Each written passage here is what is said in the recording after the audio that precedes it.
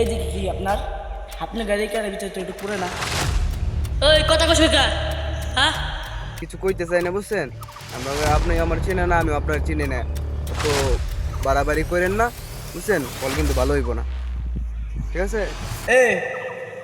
এই যে বাড়াবাড়ি খেললাম কি শুনিস না কালে উত্তর যায় না? ভালো হইব না মানে কি? হ্যাঁ